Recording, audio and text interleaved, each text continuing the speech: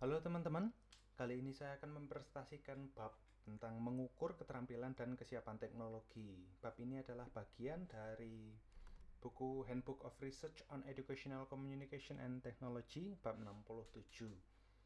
Oke, nah sekarang yang pertama kali akan kita dalami adalah pengertian. Nah, apa sih pengertian dari kesiapan teknologi itu? Nah, kesiapan teknologi itu kemampuan untuk memilih alat yang cocok untuk menyelesaikan pekerjaan yang ditangani agar menjadi warga yang produktif. Nah, jadi sederhananya ya, saya punya pekerjaan ini, saya harus menyelesaikan ini. Nah, alat yang cocok untuk menyelesaikan ini apa sih? Nah, pandangan tentang kesiapan teknologi itu ada beberapa. Salah satunya yang pertama dari ISTE. ISTE ini adalah International Society for Technology in Education. Nah, menurut ISTE kesiapan teknologi itu berarti ada creativity and innovation, lalu communication and collaboration, research and information fluency, critical thinking, problem solving and decision making, digital citizenship, sama technology operation and concept. Lalu menurut Spektor, nah ini ada tiga aspek kesiapan teknologi. Yang pertama di learning, keterampilan belajar dan inovasi, itu ada kurang lebih sama ada kreativitas dan inovasi, berpikir kritis, pemecahan masalah, komunikasi, kolaborasi. Lalu di bidang informasi media, keterampilan informasi media dan teknologi, ini adalah ada literasi informasi, literasi media, dan literasi TIK. Dan di bagian life and career skill, keterampilan hidup dan kerja, karir, ini ada fleksibilitas dan adaptabilitas, kemampuan untuk menyesuaikan diri, lalu inisiatif dan self direction, kemampuan untuk berinisiatif dan mengarahkan, mengelola diri. Lalu social and cross culture skill, keterampilan sosial. Lalu productivity and accountability, produktivitas dan akuntabilitas. Lalu leadership, kepemimpinan dan tanggung jawab. Lalu selanjutnya, nah menurut Becker ini ada komponen kesiapan teknologi. Nah, komponen kesiapan teknologi itu ada keterampilan dasar. Nah, di artikel, nah, di bab ini jelaskan kalau yang keterampilan dasar ini adalah bagaimana caranya orang itu menjadi produktif dengan teknologi. Nah, di sini ada diberikan contoh untuk memastikan ini seseorang sudah bisa menggunakan teknologi dengan baik, itu ada tes literasi teknologi. Lalu juga ada semacam SIM-nya ya, dalam tanda kutip ada SIM-nya juga. Lalu dalam hal penerapan, ini orang siap, kesiapan teknologi itu bisa dilihat dari penerapannya. Jadi seseorang bisa memilih dan menggunakan alat yang tepat. Jadi bukan hanya tahu, tapi juga udah bisa memilih. Nggak cuma tahu ini apa, tapi juga bisa memilih. Kalau saya punya pekerjaan ini, maka saya harus pakai alat yang mana.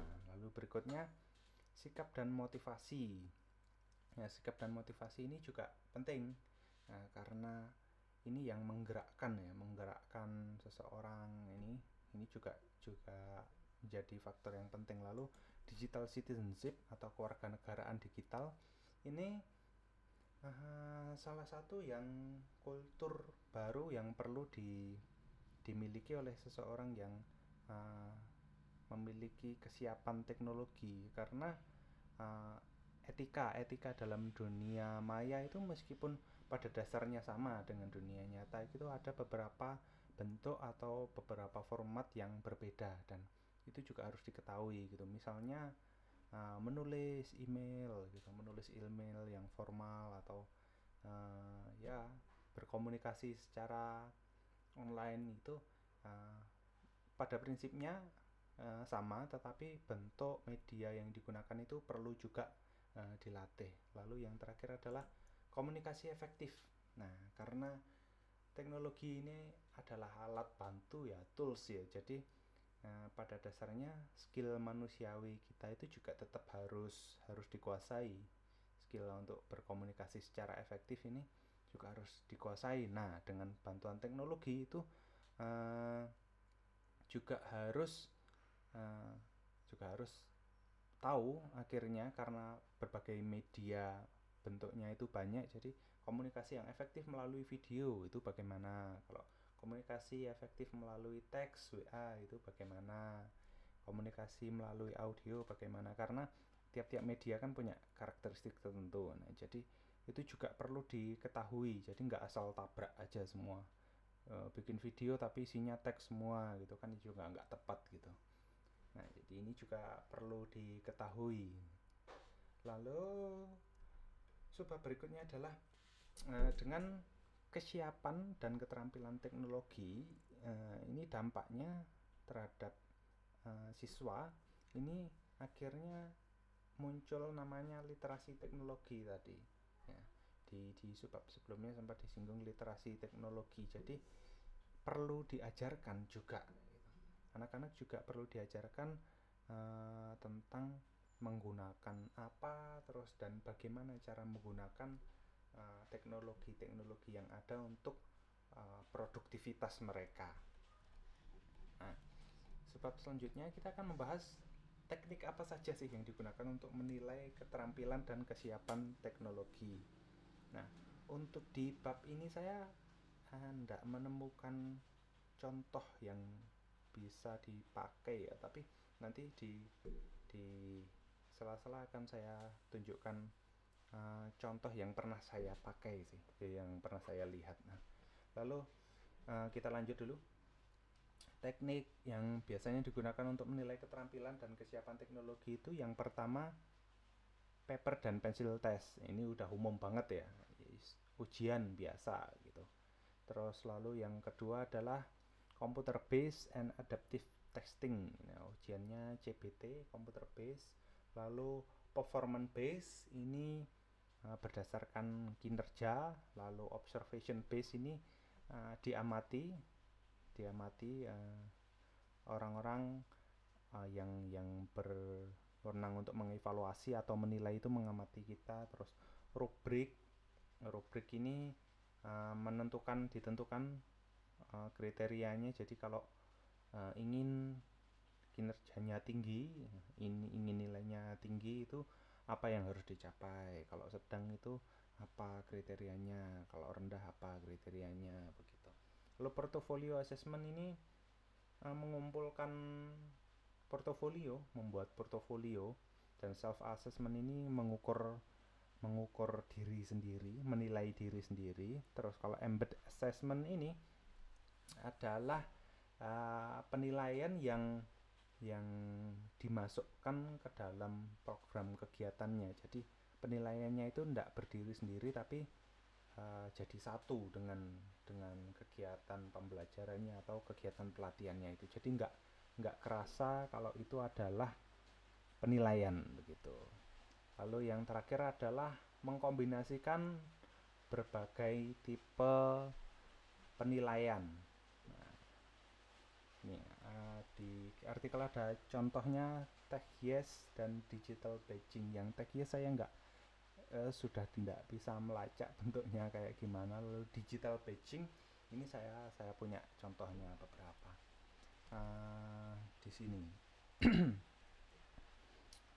Nah, saya ambil contoh yang saya pernah ikuti adalah training di Google Teacher Center ini. Nah, di sini ada fundamental training sama advanced training. Yang ini tujuannya, training ini adalah membantu para guru untuk punya kemampuan, punya skill bagaimana mengimplementasikan itu tadi kesiapan teknologi dan memberikan keterampilan dan kesiapan teknologi kepada para guru. Nah, di sini macam-macam kegiatannya. Di sini pertama-tama ada bahan bacaannya, terus nanti ada latihannya, ada projectnya. Jadi misalnya nanti harus ngapain, kayak misalnya ini. Ini mengidentifikasi dulu apa gitu, terus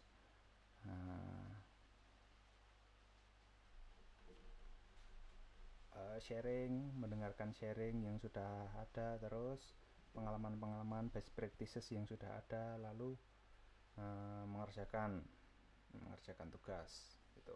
Terus ada kuis dikit. Nah, nanti di akhir program ini itu ada namanya ujian, semacam ujian sertifikasi gitu. Nah, ujiannya itu meliputi pengetahuan dasar, ini jawab benar salah, terus mencocokkan, terus juga sama semacam performance based test. Jadi ada semacam project skenario. Jadi skenario-nya seperti ini, apa yang harus kamu lakukan gitu, mengerjakan tugasnya seperti itu. Jadi kalau yang di sini, yang di program Google Certified Educator ini, menurut saya ini adalah kombinasi.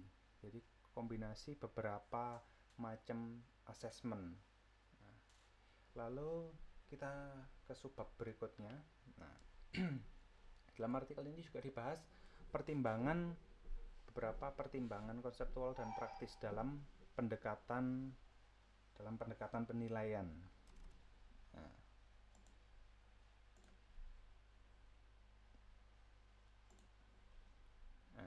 pertimbangannya ada di sini seperti ini. Nah, kelebihan dan kekurangan dari tiap-tiap jenis penilaian. Nah, kalau tradisional pensil paper itu mudah dan gampang, tapi enggak secara khusus ini menguji skill abad 21. Lalu CBT dan adaptif ini bisa untuk berbagai level siswa, tapi ini mahal dan ya enggak secara khusus menguji itu. Lalu selanjutnya macam-macam ini pertimbangannya, bisa teman-teman baca di artikelnya langsung. Lalu ada juga kesesuaian tiap-tiap model asesmen ini, metode asesmen ini dengan kategori yang diberikan oleh NETS ini sekarang jadi ISTE itu tadi, Creativity and Innovation. Nah, kalau mau menguji ini mana tes yang cocok. Terus kalau mau menguji Communication and Collaboration, asesmennya apa yang cocok, seperti itu. Nah, ini bisa dijadikan pedoman untuk memilih tipe atau memilih jenis asesmen yang bisa digunakan. Kalau saya mau menguji ini, yang cocok mana begitu. Itu. Lalu selanjutnya nah, ada subbab memperluas fokus dari keterampilan pembelajar ke lingkungan dan performa pembelajar. Nah, dalam konteks pembelajaran daring ya, pembelajaran menggunakan teknologi itu, fokusnya itu akhirnya bukan lagi sekedar pada skill ya teman-teman, bukan lagi sekedar pada aku bisa ini, aku bisa itu, tapi lebih ke guru itu kita menciptakan lingkungan yang mendukung untuk belajar, yang bisa membelajarkan siswa. Jadi lingkungan yang kondusif untuk belajar, dan itu bisa meningkatkan performa mereka gitu. Nah, di sini ada beberapa hal yang menjadi acuan, yang menjadi arah atau rekomendasi untuk kesiapan teknologi mendatang. Nah, yang pertama adalah formalisasi peran ICT dalam pembelajaran abad 21. Nah, ini artinya peran TIK itu bukan lagi komplementer, bukan lagi pelengkap itu, tapi ini ada yang secara khusus atau secara dalam kurikulum itu dipelajari gitu. Iya. Sederhananya TIK itu jadi mapel lagi gitu. Ya. Tapi kembali lagi ke mapel yang bukan semata-mata oh ini khusus belajar programming, bukan, tapi uh, teknologi, bagaimana anak itu menggunakan teknologi gitu loh. Jadi dari di mapel TIK-nya itu anak-anak menggunakan gimana ini bisa membantu pembelajaranku gitu. Bukan bukan semata-mata khusus mempelajari khusus misalnya tentang coding atau tentang apa, enggak, tapi lebih ke bagaimana TIK atau teknologi itu bisa membantu pembelajaranku. Lalu yang selanjutnya adalah mengidentifikasi kondisi yang memungkinkan realisasi potensi berbagai teknologi untuk berbagai kebutuhan individual siswa. Jadi arahnya ke personalized learning, pembelajaran personal. Jadi berbagai teknologi itu kan punya karakteristik sendiri-sendiri gitu. Nah, untuk mendukung pembelajaran yang personal itu apa yang diperlukan atau teknologi mana yang mau dipakai. Nah itu yang perlu diidentifikasi. Lalu selanjutnya adalah pemahaman yang lebih baik tentang relasi antara pembelajaran formal dan informal. Nah, di sini kesiapan teknologi itu bukan hanya akhirnya bukan hanya kewajiban sekolah, tetapi juga kewajiban orang tua sebagai lembaga pendidikan informal. Maka untuk mendukung kesiapan teknologi itu bukan cuma disediakan alat, tapi juga komunikasi dengan keluarga. Jadi bukan cuma sekolahnya aja yang dibagusin gitu, jadi keluarganya juga gitu. Nah, lalu berikutnya mengenali implikasi teknologi terhadap penilaian siswa. Nah, jadi teknologi apa atau cara apa yang cocok untuk menilai siswa. Siswa dengan karakter ini cocok untuk dinilai dengan cara apa gitu. Lalu berikutnya menerima kebutuhan akan model kepemimpinan terdistribusi dan model untuk pembelajaran guru untuk mengintegrasikan teknologi dalam sekolah. Nah, maksudnya gimana? Guru itu perlu terus belajar karena teknologi itu terus berkembang, maka guru itu terus belajar dan akhirnya dengan apa ya, dengan tuntutan guru yang harus update ini juga apa ya, kepemimpinan keputusan itu idealnya nggak boleh lagi terpusat nih. Apa-apa harus kepala sekolah, bukan bukan bukan itu tidak lagi waktu yang bukan lagi model yang tepat gitu. Akan lebih baik kalau juga ada istilahnya delegasi gitu, delegasi. Jadi misalnya untuk mapel ini sebenarnya sekarang udah jalan sih sebenarnya. Cuma kadang kan untuk mapel apa gitu ini minta persetujuan kepala sekolah dulu gitu. Itu sebenarnya terlalu terpusat gitu. Makanya ke depan untuk pembelajaran yang menggunakan teknologi gitu diharapkan nggak harus semua berakhir di kepala sekolah gitu misalnya, tapi juga guru atau staf IT gitu bisa memiliki porsi yang beda-beda gitu, punya apa domain sendiri gitu. Jadi kalau yang mapel ini nanti dikoordinir siapa, matematika, terus IPA, biologi gitu, terus nanti kita akan menggunakan model atau teknologi yang mana gitu. Lalu selanjutnya menyadari potensi TIK untuk kesetaraan belajar. Teknologi itu memudahkan pembelajar, memudahkan orang itu untuk belajar. Jadi yang awalnya kesulitan dari segi waktu, dari segi jarak gitu, diharapkan dengan teknologi itu akan mempermudah gitu. Jangan dibalik ya. Kesiapan teknologi itu jangan dibalik, apa ya, teknologinya justru mempersulit, tapi jangan ya, teknologi itu harus mempermudah gitu. Jadi bagaimana mengusahakan teknologi itu supaya mempermudah siswa yang masih kesulitan, punya berbagai macam kesulitan itu bisa difasilitasi dengan teknologi. Lalu yang terakhir adalah membuat daftar kondisi penting untuk memastikan keuntungan dari investasi TIK. Sederhananya adalah kondisi apa, kondisi seperti apa yang cocok untuk teknologi tertentu gitu. Jadi misalnya sekolah saya kondisinya seperti ini, nah biar hasilnya maksimal itu saya kalau mau beli perangkat TIK itu perangkat apa. Nah seperti itu. Jadi ini topik-topik yang masih sangat terbuka untuk dikembangkan, terutama kita sebagai teknolog pembelajaran.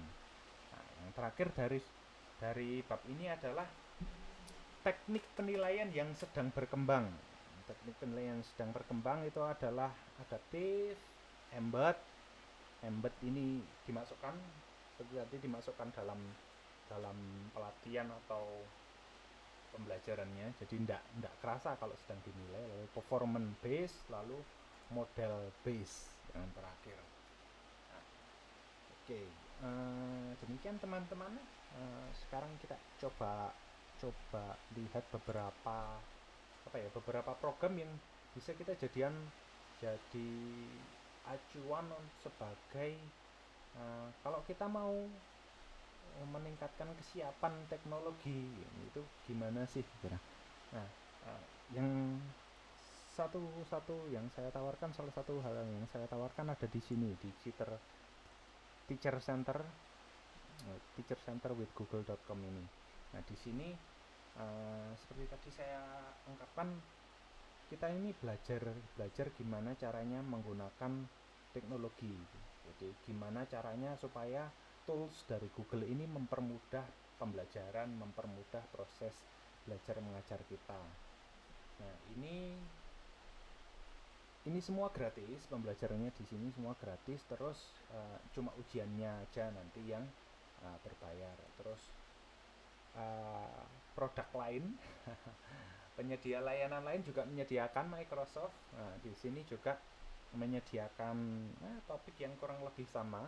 Jadi di sini nanti tinggal preferensi teman-teman aja. Juga ada di kesiapan pengembangan profesi yang tentang kesiapan teknologi itu juga ada bisa teman-teman temukan di sini. Common Sense Education. Nah, jadi ini beberapa organisasi, beberapa institusi yang saya tahu ini mendukung topik bahasan kita ini, kesiapan, keterampilan dan kesiapan teknologi. Nah, khusus karena ini bab kita adalah bagaimana cara mengukurnya. Nah, saya punya sesuatu yang bisa kita pakai. Bagaimana sih mengukur kesiapan teknologi itu?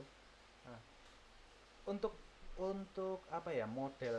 model tes atau penilaian yang langsung digunakan atau contoh bisa kita pakai itu saya belum menemukan sih, tapi saya bisa memperoleh ini standar yang bisa kita jadikan acuan kalau kita mau menilai kesiapan teknologi.